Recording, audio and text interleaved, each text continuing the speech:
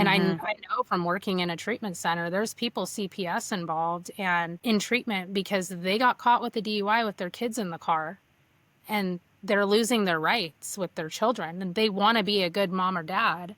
And it was just a mistake because alcohol messes with our thinking so much. It doesn't define who we are, but those are the possibilities. Welcome to the Sober and Wellness Podcast. If you're a businesswoman seeking to elevate your life and unlock your full potential, you are in the right place. I am your host, Abigail Padro, and I am passionate about helping you achieve your next level. We will dive into honest conversation about sobriety, how faith can be a powerful anchor. My goal is to empower you to become the best version of yourself and excel in business, relationship, and beyond. Let's embark in this journey together, and I will provide you the tools and inspiration you need to live an alcohol-free life. Hi, friends, and welcome back to the Sober and Wellness Podcast. My name is Abigail Padro, and I am your host. Today, my guest is Angelina, and I'm very excited that she's here with us. We're going to hear her full story and what it took to get started, the wisdom that she has gained along the way, and the beautiful life that emerged from her journey. So thank you so much for joining us. Angelina, how are you? How are you doing today? I'm good. I'm excited to be here with you. Thanks for having me. Thank you. Thank you for being part of the podcast and for sharing, hope that sobriety can actually be obtained and it can be worked at. So let's just jump in. All right. You ready? Yeah. Can you take us back to the time that you made the decision to get sober? I know you're being sober for 7.5 years. Mm-hmm. So what was the moment or the feeling that made you say, I need to make a change? Wow. Yeah. So it was December 17th, 2017, when I decided, something needed to change. I had a lot of anxiety and depression towards the end of my drinking. And I felt like I kind of had a moment of clarity where I was able to look back on my entire drinking history. I was 35 years old when I stopped. And pretty much from my first drink was very problematic. I mean, I was not drinking just a little bit. Had no idea what, a good level was past that point. So age 15 to 35, pretty consistently, not a normal drinker, had no idea what a normie was. I think I surrounded myself intentionally around people that drank pretty heavily. So that seemed normal to me. But in the end, people said, wow, you got sober right before Christmas and New Year's. Like you couldn't just pick a date and wait till the holidays were over. And it was a very, very sudden, I've got to stop. I can't keep living like this. And I had a 3-year-old. I was a single mom. So she was my number one motivator for sure. But within about a week, maybe even less of being sober, I knew this has to be for me. I'm missing out on my kid. It's not just about being the best version of myself for her. What am I missing? Who am I? I had so many questions for myself, so much confusion. But I just knew this isn't something I'm going to try to do by myself. I want to hear from others that I'm not alone, that I'm not like past the point of no return kind of with my drinking. It was every day. It was a lot of isolated by myself, kind of secret drinking. And sometimes would pour coffee in the morning and have what left over. I thought it's just wine, so it's not a problem. Like in my 20s, it was hard stuff and working in bars. So it had evolved. My most risky, scariest times that I should have stopped, which you would think would be the times I would have stopped, would have been in my 20s. Really dangerous, risky DUIs, treatment, all the things, not inpatient treatment. And I always justified, I thought, well, if I don't drive, obviously I don't want to hurt anybody. I wouldn't be able to deal with that. That's what was I thinking type of stuff. So I will just not drive. And, looking back, once I got sober, I was like, no matter what I did, if alcohol was involved, it put others at risk. It put myself at risk. It wasn't me. I had a different personality and I wasn't aware of that until I stopped drinking to kind of look back and I'm like, wow, who was that person? Wow. You said a lot of good things already. You see me writing because, I like to write down things so I don't forget. I love what you said about that in this journey sometimes many of us start with someone in mind, like a daughter, a son or maybe a significant other. But I love that you said it has to be for you, because I don't think that when you do it for somebody else, that will carry you for a bit of time until you go back to your old ways. Yeah. That's just what I believe. And also the question that you ask yourself, who am I? That's a huge question, because the person that I am now at the person, and I just being sober for what, 19 and a half months, that's it. And I'm already a different human being, but I started there. Who am I without alcohol? Because we are different and we do have different personalities, whether people want to admit it or not. It really, you are different. You know, Yeah. your inhibitions lower. You're a different human being. Just sometimes we justify our drinking. I love that you said that, because even though we become different people, we start justifying it, right? Our brain just goes there. Yeah, I can go. I'm not going to drive. So I'm being responsible.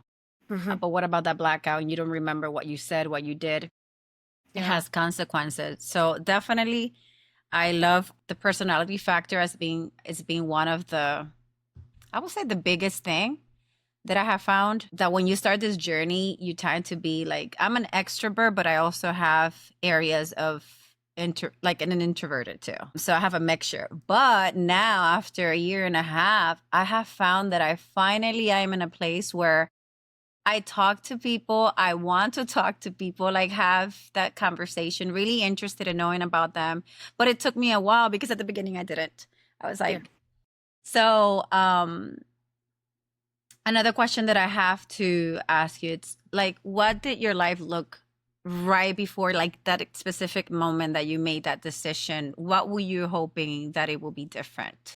Gosh. Well, I was 35 years old and I was living with my dad and my daughter. I had walked out on a job prior. I've always been interested in health and wellness. I mean, I got my master's degree in psychology and health and wellness. I was a personal trainer running my own business. So when people talk about functional drinking, I graduated from college. Like I did all these things, but I had no direction. Like I didn't really know what I wanted to do with all of it. I always knew I want to help others. I want to be healthy, mental health, all these things mattered to me, but alcohol was the one thing driving me the other way.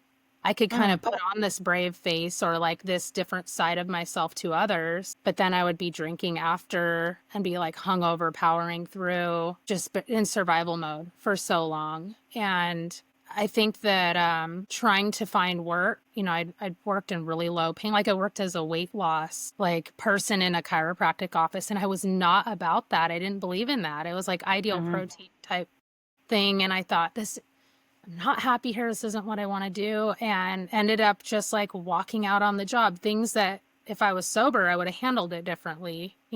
Not taken the job in the first place. Maybe put my 2 weeks notice in, and so very impulsive, very quick to act on emotion and things like that.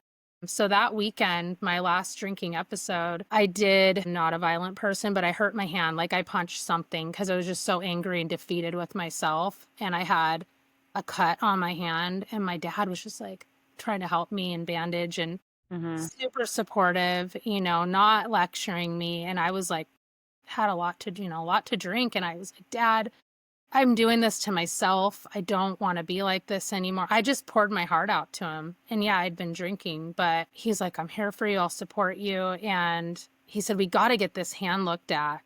You could have a boxer fracture type thing. And so I finally went to urgent care with him and they x-rayed my hand. They were like, we're looking at boxer fracture. And they said that out loud. And I thought, I am not that person. Mm-hmm. I don't hurt people. I don't hurt myself. Like, who am I? This is the other personality that came. And it was so just like, why am I hurting myself? I'm not a self-destructive person in nature. I want to be healthy and promote that for others. And I knew alcohol was the thing. And the doctor looked down at me and he was like, well, what happened to you? You look so innocent. How did you hurt yourself? He thought maybe I got in a fight with somebody or who knows. And I looked up at him with tears in my eyes and I said, I did this to myself because I'm an alcoholic. And I just said it out loud, like I didn't think about it. And it just came out and it felt like surrender for me. And he almost teared up. And he didn't say, well, we have resources for that. It was nothing. It was just a silence. And he was like, I believe you'll, figure what you need to do out for yourself. I went to AA meeting that very next day, just took myself in there thinking I need to hear that there's other people that have felt like me, that I can hear parts of my story and theirs and try. And it was an outpouring of love for me. It was not like you're new or wait around and wait and share when you're, more sober. They let me share, and they were so supportive and welcoming. And I just kept going back. And there were moments where there were personality clashes, or I said things where I thought, oh gosh, why would I share that in a meeting? Kind of kicking myself later. But overall, the overall program was very just nobody's judging. Nobody made me feel like I didn't belong. And I heard things that carried me. I would share in meetings, and it was just I was an emotional roller coaster when I first got sober. So I don't think any of it was really solution oriented, because I was brand new and I wasn't judged for that. But I tried to start listening for shares where there were solutions. Like, how did people get to this point? They would share their experiences, and you're sitting in front of a person thinking, there's no way this is the person sitting in front of me sharing these things. And so I thought, wow, if they can do it, I can.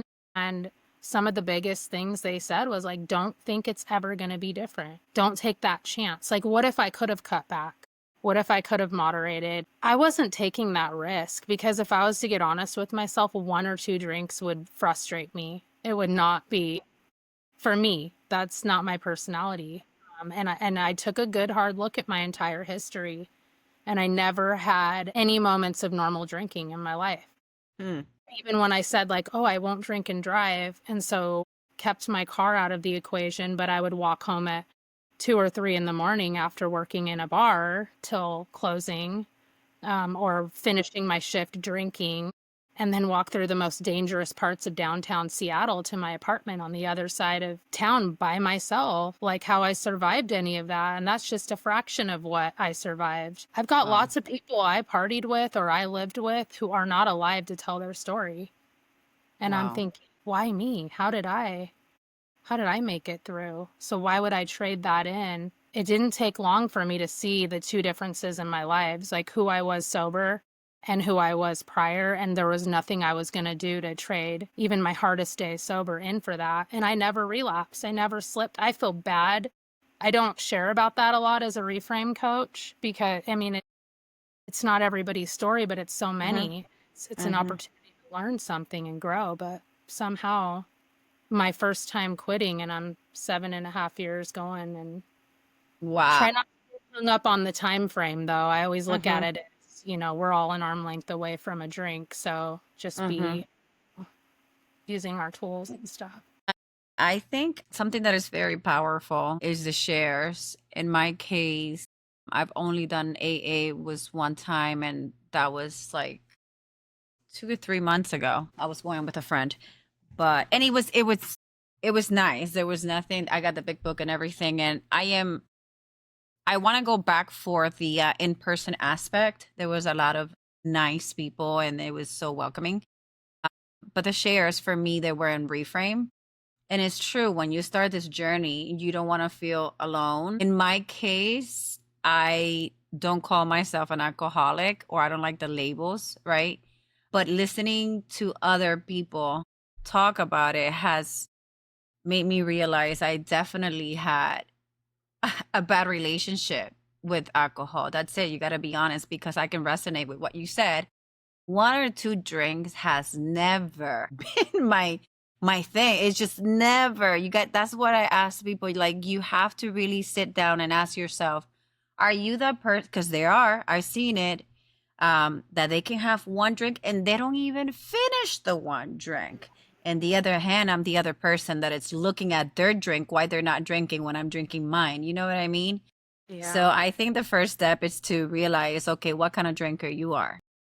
Because if you are a binge drinker, you don't have to do it daily. I didn't do it daily, but God knew once I had 1, it could be 5, it could be 10, it could be 15. There was never a number. So That's what I call alcohol use disorder. And the fact that this society makes it so okay, because if you're functional, like you were talking about, like you got your degree, you're working, I'm taking care of my kids, I got a roof over my head. If you look like you got everything together, yeah, you can have your 2 bottles of wine if you want at home, as long as you don't drive and be irresponsible. Hmm. But in reality, is it's still not good for our body. Let's just start there. It's not good for our brain. And what I realized is the person that I am now to the person that I was before, like you, I will not risk it. Hmm. I don't say never because I don't know what's going to happen tomorrow, but the beautiful thing is that just me at 19 months, I don't think about alcohol at all. But I don't take it for granted. I know it's a sneaky snake that it Hmm. can come anywhere. So, there has to be a way where alcohol is not at the forefront all the time, but you cannot get too comfortable either. That's why I still go to Reframe. You're an amazing coach there. And that's why I keep myself plugged in, because the moment you think you got it all together, I feel that's the moment where things can go south. Hmm. So staying put or staying plugged in a community, whether it's AA or what's the other one, She Recovery or something like that. Recovery, smart recovery. There's so many. There's so many, and there's just look for that help if you're a person that's starting. I think that first of all, they have to be honest with themselves. And even if you're not, I love sometimes in Reframe, we hear people that they still drink, but they know they have an issue with it. Just take that first step. That's what Yeah. I think that, you know, it will be a good thing for people. So my next question will be, for example, like how will you navigate? Okay, how did you navigate social situations where alcohol was present? Because I know that's a struggle at the beginning for many of us. Hmm. And how did you talk to your friends and family about your new boundaries? Because I know that's a big one too. Yeah, that's a big one for a lot of people, and it's so different for everybody. I mean, my dad was super proud of me. So, and I lived with him. So I lived with him for another, I think, 8 months. I was unemployed, like I said, and I waited about 4 months to go back to work and still didn't know what I wanted to do. But I thought I need to keep things simple, focus on my daughter, focus on my health. And then when I did go back to work, it was for like minimum wage in-home caregiving for elderly people. Somebody in AA thought, just do this. It's like being of service for others to kind of get you out of your own head. And it was amazing. I mean, it was just easy, nothing along the lines of what I went to school for what I wanted to ultimately do. But it was a good like stepping stone while I was finding myself and trying to heal. I was only in the town I live in because like I said, most of my stuff was in Seattle where I grew. I left when I was 31. And so I was pretty isolated drinking when I had moved away. And I only had a handful of people I knew. Like, I didn't know the bar scene really. Because I thought, I'm a mom. I'm not going to be going to the bars. I'm 31. I'm not in my 20s. I'll drink at home. That'll be okay. It wasn't. So, but I was dating somebody who I didn't know for very long. We'd only been dating like 4 months. So this doesn't go for people who've been married and then they quit and they're like, how do I navigate my non-alcoholic drink, coffee or whatever? Didn't do NA beers and things like that because I thought that would probably trigger me. Was never really a beer drinker. So just things that didn't mimic alcohol for my drinks. But I would smell the things and I would see people's behaviors change and like the volume go up in the room and just kind of in observant mode. And then some would get a few too many and they'd be like, you think you're better than us because you're sober now. Or we miss the drinking, Angelina. Why not have some, like they're testing me out. And I thought, these people aren't even real true friends. They were drinking buddies. And I'd just be like, time to go. I'm going to put my kid to bed. And never was like, you guys need to stop or look at your drinking. I didn't do any of that because what's the point, right? Mm-hmm. And so within a few months, like, oh, I was done with the guy. I was like, this isn't what I want. And you realized he was a pretty heavy drinker and actually saw him in AA probably 2 years later, court ordered in with the DUI.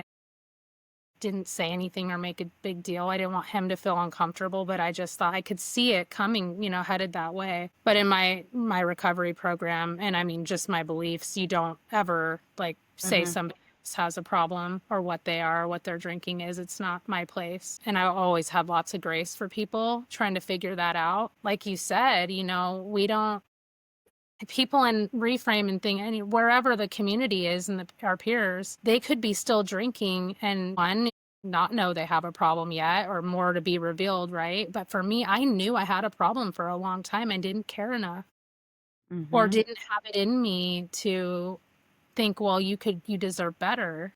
And so when I stopped, I thought, why have I not looked at it like I deserve better? Why would I be so, self-destructive? This doesn't align with who I truly feel I am deep down inside. But I think I lost touch with that from so much alcohol and other substances that played in. Alcohol is a gateway, whatever else.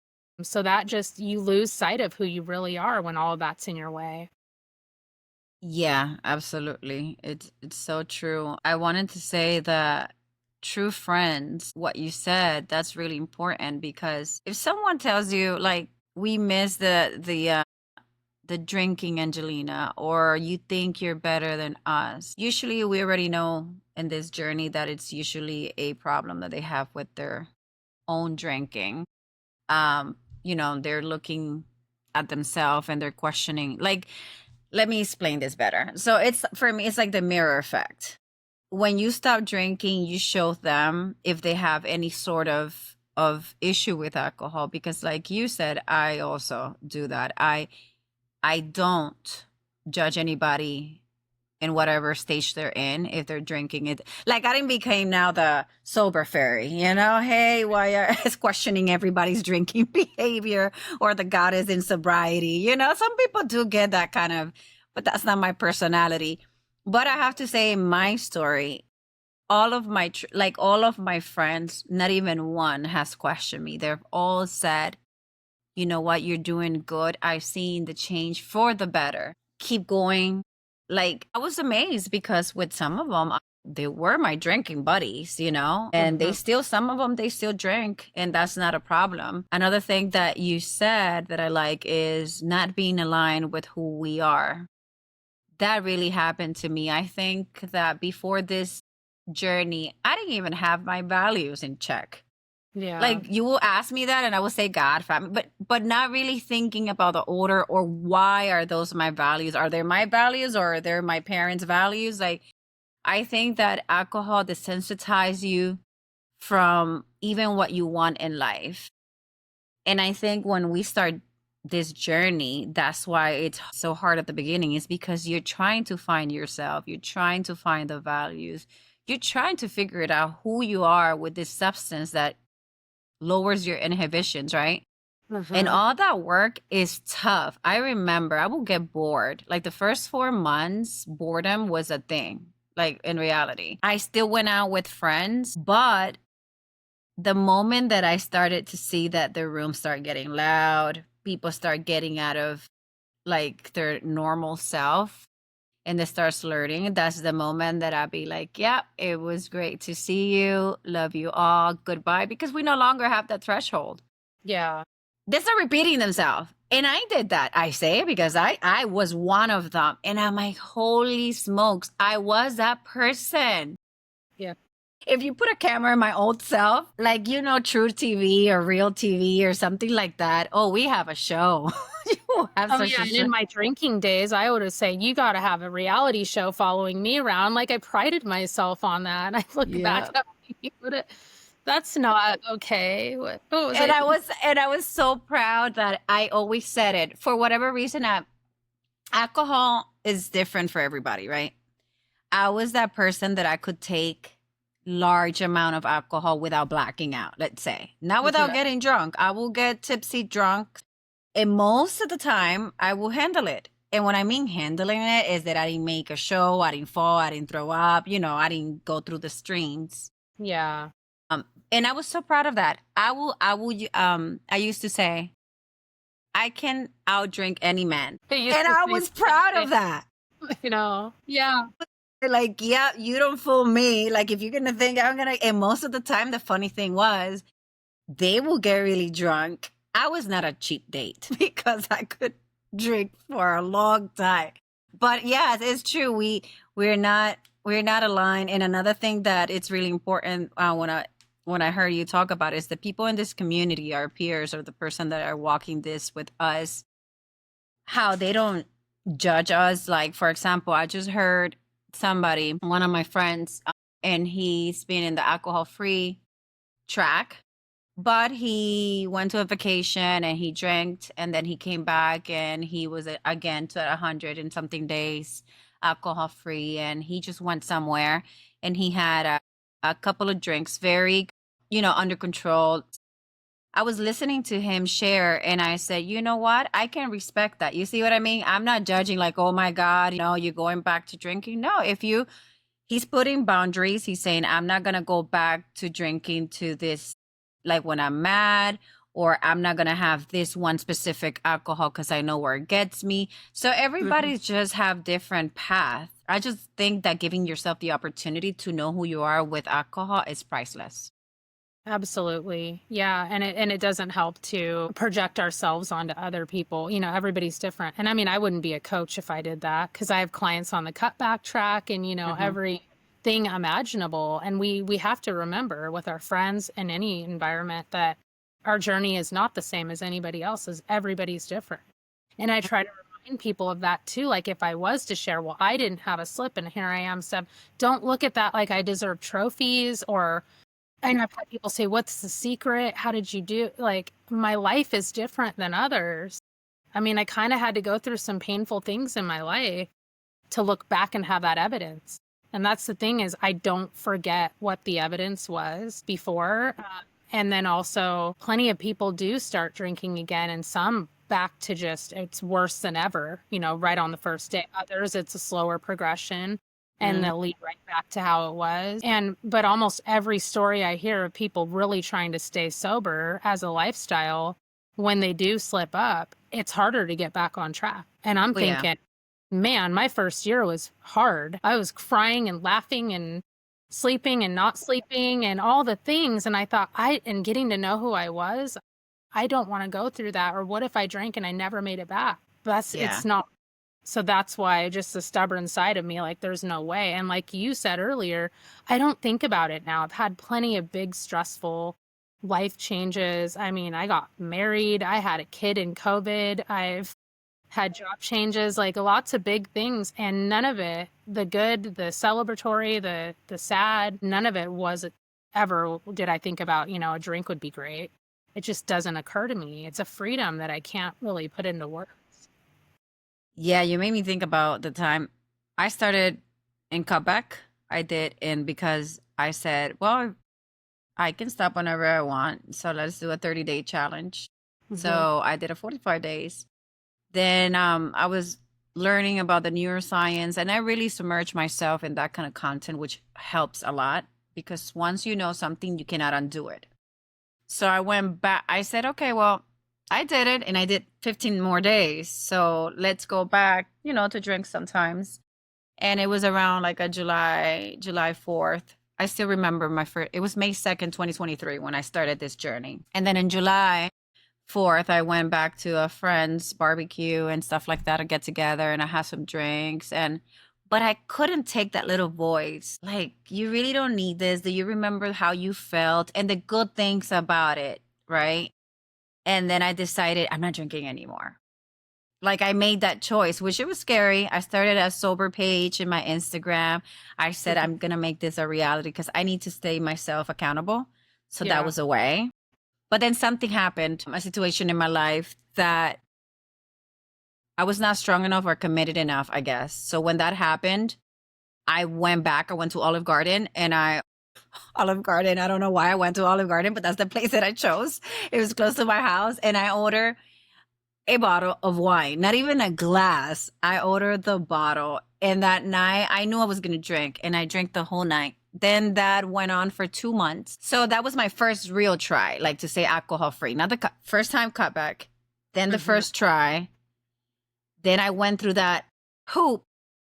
And then the last time I drank was December 31st. And I drank a lot, but I already knew in my mind that I wanted to be alcohol free. I don't know if that makes sense, but I already knew it. I was just like throwing the last, I don't know how to say it, like the last few rounds of drinking. But that day I drank so much that I got into an argument with my boyfriend. I don't remember what I said at all. And when I woke up with that shame, I said, this is it. Like there's no other day. And from that day, I haven't drank again. And I don't want to make the experiment of cutting back because let's be honest, if I will go back right now to drink with anybody, it's not going to be one drink. It's going to be shots with drinks and so on. So that's why I don't do experiments with cutting back. That's No, how and I when follow them now. when I decided to stop too, I had like I have a very like photographic memory, visual, and looking forward to. Like I don't future trip and try to plan the future, but in that moment when I was stopping, I could see what literally was right around the corner for me if I wasn't going to stop. Like we talk about our yets. Mm-hmm. I thought a third DUI, like lose my kid because maybe I had some drinks or it's the next day and alcohol's still in my system and she's in my car. Maybe I'm fine to drive, but that's not okay. And Mm-hmm. I know from working in a treatment center, there's people CPS involved and in treatment because they got caught with a DUI with their kids in the car and they're losing their rights with their children and they want to be a good mom or dad. And it was just a mistake because alcohol messes with our thinking so much. It doesn't define who we are, but those are the possibilities. Yeah, And the I not thought, yet. what I if like that. yeah, there was so much. And I was like, I can't go down this road. It could be a point of no return. And Mm-hmm. this is my chance I go that way or I go this way and then see. Yeah. Yeah, not yet. I never had a DUI. And thank God. And I tell you, beyond just going to jail and everything, I'm claustrophobic. Like a really bad case of claustrophobia. Like it's something really. So if I would have went, like there will be a chance, I'm not kidding, that you can get a full panic attack, have a heart attack. Like it could be because it's something that I've always deal with. Mm-hmm. But I was also that person driving with my kids. And sometimes you think you're able to, and I was able to, but you know what? Your instincts are not there. If somebody does cut you off or does something just because you're impaired and you're not really having all your senses, that could make Yeah. the difference between life or death. And Mm-hmm. I'm so thankful that I didn't get a DUI, but also that nothing happened to my kids because I did it. I did it. I think a lot of us have done it. And it's hard to admit it, especially in a place like this. But that's the point about being vulnerable and telling people, because a lot of people go through it, just not enough people say it, you Yeah. know? And I have a Tesla, right? So when I had the Tesla, then I have full self-driving. And I'm even ashamed to say this, but it's true. I might walk and have a few drinks because anyways, the car's going to drive for me. You see how stupid that in reality that sounds? Because when you have those kind of car, yes, they ask you every couple of seconds, you have to, touch the wheel, whatever. But still, how can you think that letting in a car and having drinks will justify the fact that you can have more drinks? I don't know if that's making sense, but it's crazy It's what we something are I would capable. have rationalized. Yeah. Am I drinking? I've been like, well, it's the car. Yeah, it's driving. Scary. Think about how many other people are out there doing that. And that in itself, I don't know enough about the technology behind it all, but yeah, it's the way we rationalize. And yeah, I mean, people don't want to talk about stuff and of course there's details. I could sit here for hours with you and go through my whole history, Mm-hmm. but it's not relevant to really just knowing whatever is unacceptable and problems that were caused based off our decision making choices we made. We have to be able to see that and look back on it. But also, and so many people, when they first start out on this journey, there's so much confusion and we don't know, am I doing this forever? What is it going to look Mm-hmm. like? We have to give it time to see what it turns into. And the way I was thinking on my first day or my first week, it's nothing like I think now. So we have to remember that too. I'm not going to Mm-hmm. be the person. It's not going to be this hard, or I'm not going to have these cravings. I mean, my cravings lifted within the first few months because I was so done. I was like, I'm Yeah. not craving because I'm not fighting it. I don't want that life anymore. It didn't do anything good for me. Yeah. You know? Acceptance has to definitely, when you Yeah. fight with acceptance, I think that's when it gets harder. Also, I Mm. think there's a point where we grieve our old self because we do Yeah. change. And that definitely happened to me. I now understand there's certain people that will invite me to certain things, and there's people that are not going to invite me to certain things because I no longer drink. And I get it, because if I was them, I will be in the same shoes. Well, if you're going to be in a place where everybody's going to be drinking, you tend not to call your sober friend. Right. Because one, not only because of me, but because they don't want to put yourself in that predicament either. Yeah. But I had to grieve that little part, and I even got upset. I couldn't shake it off. But and that happened actually not that long ago. After that happened, I went through like a little 2 month stage with some friends of mine that would not invite me to a specific thing that they will do because there's a lot of drinking involved. Hmm. And Angelina, when I tell you that what I'm telling you, I knew it. I'm like, don't get it personal. It's not about you, but I got upset. I got upset that I had to change. I got upset that why I cannot drink. Yeah. I went through it, and I went through it for like 2 months. And I even put a little bit, like, when I will see them, I'd be saying hi, upset inside. They didn't do anything. Honestly, it's not a them issue. It's a mine issue. But once I went through that and I stuck with those hard feelings and I did my little tantrum, I don't know, there was something beautiful afterwards. And that's when everything unlocked. And that's when my personality changed. That's when when I mean change is now I can talk to other people without having to have the Yeah. liquid courage that we get so used to. And now I'm free. I'm free of it. I really feel like I'm a new person. I feel back, like, when you were in like high school or something like that, that you will see friends that you wanted to talk to them, like with no substance or, anything like that. That's how I feel. But it didn't get here. So the fact that you said give it time, Mhm. I love that, because give it time. Go through the case of fuck it. Let's just say it like that, because it does happen, and then just watch what happened. And with Yeah. that said, within, for the 7.5 years of sobriety that you have right now, what would you say that is the single most valuable lesson that you have learned about yourself? Wow. I know that's a deep question, right? I mean, the most valuable thing I've learned about myself, I think the dimmed out, faded away version of myself I always wanted to be, I am now. What I always really think I want, but I started drinking so young. So, like, when you're even talking about high school, I'm thinking, man, I was known as Angel Loaded in high school.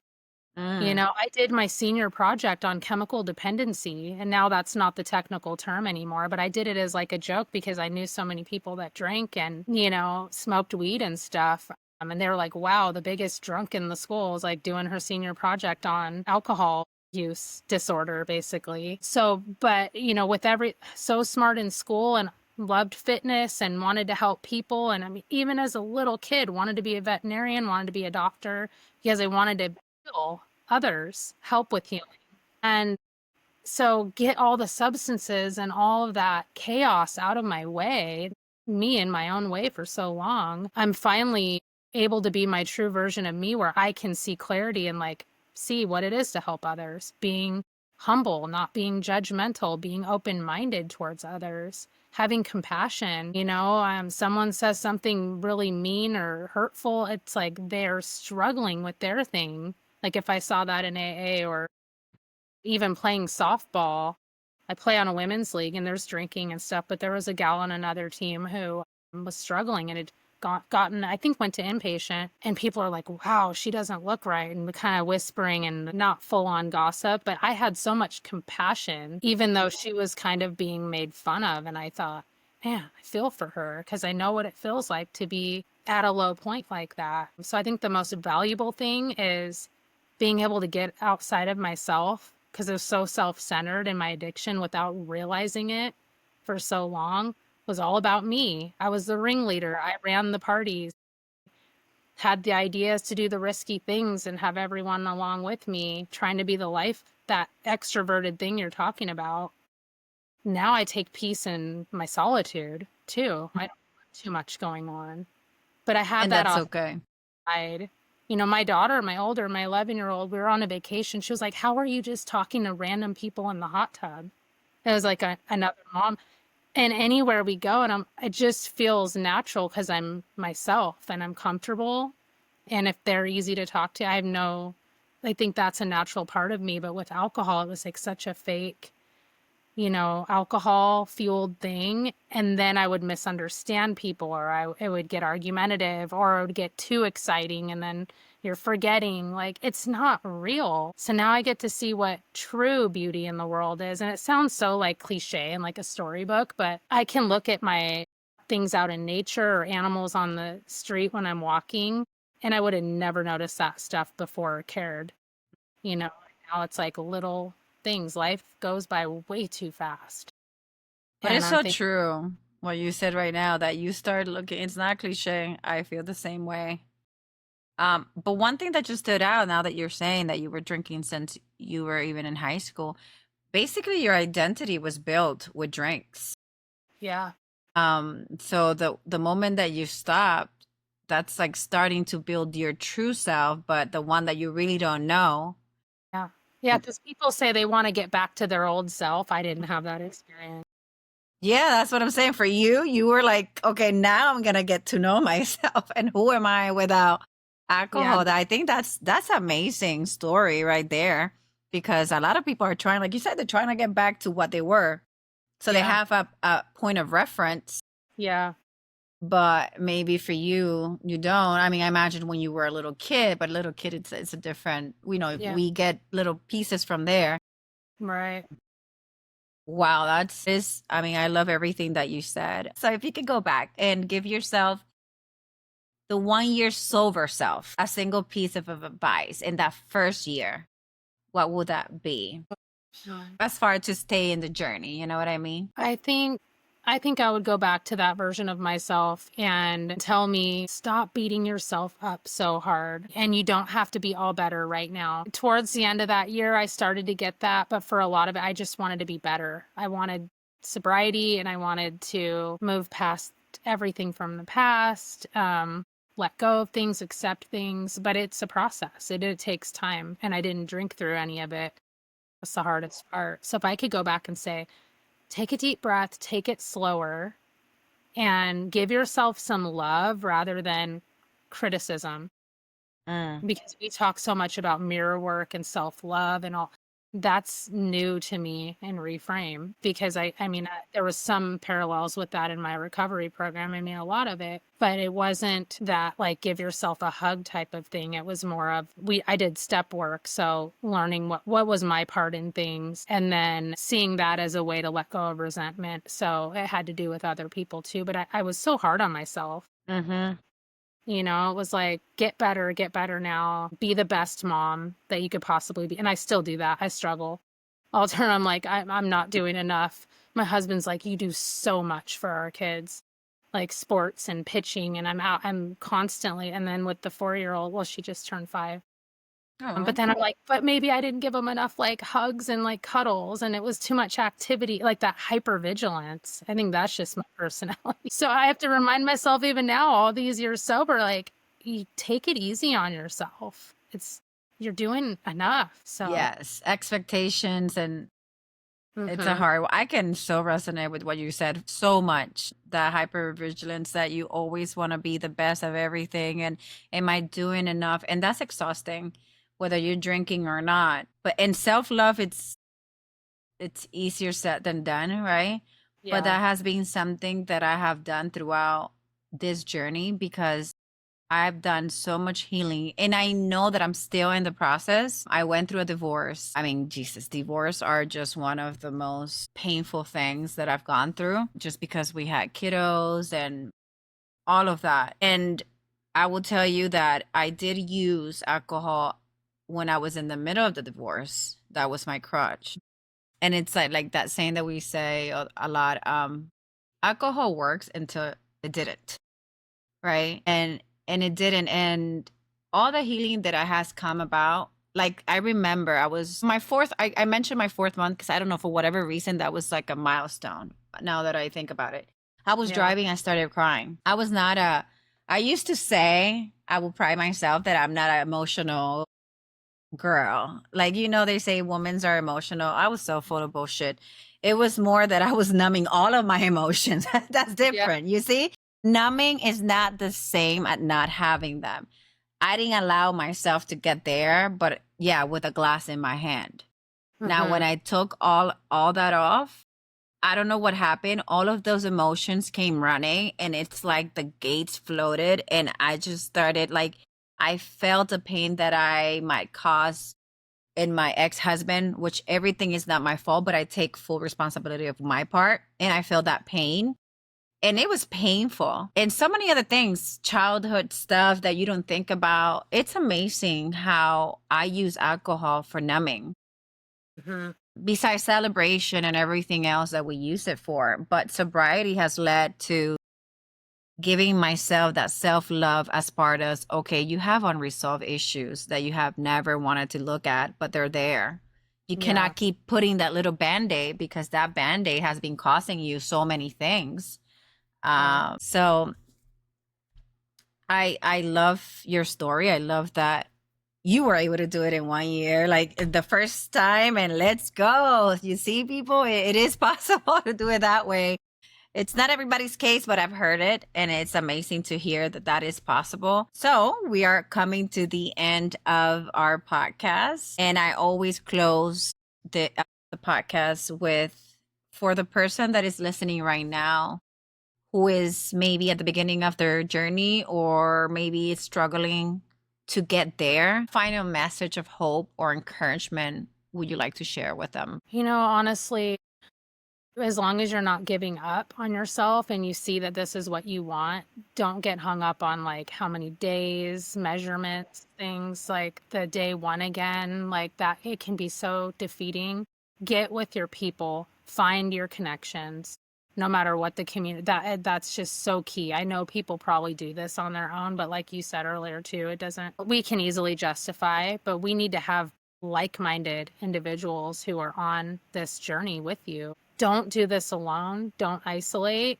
And you're not defined by this. Like, it could happen to anybody being addicted to alcohol or however you want to put it, having a problem with it, having it be too much and you don't want it that much and you're trying to stop and there's this internal, conflict going on. Talk about it and bring in other things that make you happy that replace it. Because you said it was like a numbing thing for you. It was like an avoidant thing for me. Like, because I had feelings where I had high emotions like anger and sadness, and it was all over the place. So I was never numb, but I was avoiding so much. And so bring in things you think could bring you happiness, even if you've never tried it before. Just try something new. And if it's something you really feel good about, that will replace that need to want to escape an alcohol, because it really is an escape, or it's Yeah. boredom, or it's overwhelm. So bring things that are in your life that are going to bring balance. I mean, I look back, the way my life has been since I got sober has been so full and so much going on in a great way. And I'm like, if I was drinking, there's no way I would be able to Mm-hmm. do this. Not only just because my job is in, the coaching, it'd be a different job, but it's all the dynamics of life and the people I show up for and that are in my, the social stuff, all of the other things and vacations and, how tired you would be. Like, add alcohol in. If I ever was to think about drinking, it wouldn't fit the hangovers and the forgetfulness alone, not to mention all the anxiety and depression. None of it would fit. Just if you're starting out, get curious about who you can become and don't look at it as you're missing out on something. If you cut out alcohol, think of, what am I missing out on with it in my Mm-hmm. life? When that Yes. flip happened for me, I was like, wait a minute. I was missing out before. I was like, how am I going to have fun? I do everything with drinking or smoking weed. And so what will fun be? And someone was like, redefine fun, or just get out of your head about it. Yeah, I And like that. I wasn't really having fun before. I love how you said it. Yeah, it's like it's building a life that you don't need to escape from. Exactly. Yeah, And I know I've heard that one. I love that. it is what I've done too. Because if I would still be drinking, a lot of the stuff that I'm currently doing would not happen at all. Hmm. Like you said, just just the fogginess in your brain. It's a real thing.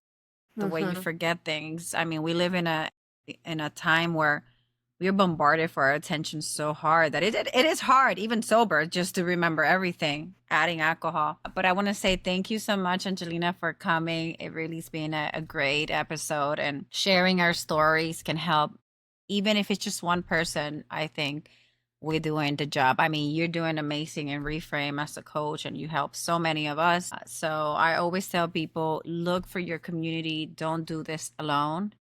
And like I always close, if you're a person that it is struggling or that might be interested in finding out how can you do this, you're not alone. And I will leave my website on the show notes. So if you have any questions, I have a 45-minute free discovery call. So with that said, thank you, Angelina, and thank you to all of you guys. See you guys in the next episode. Thank you so much, Abby. You're welcome.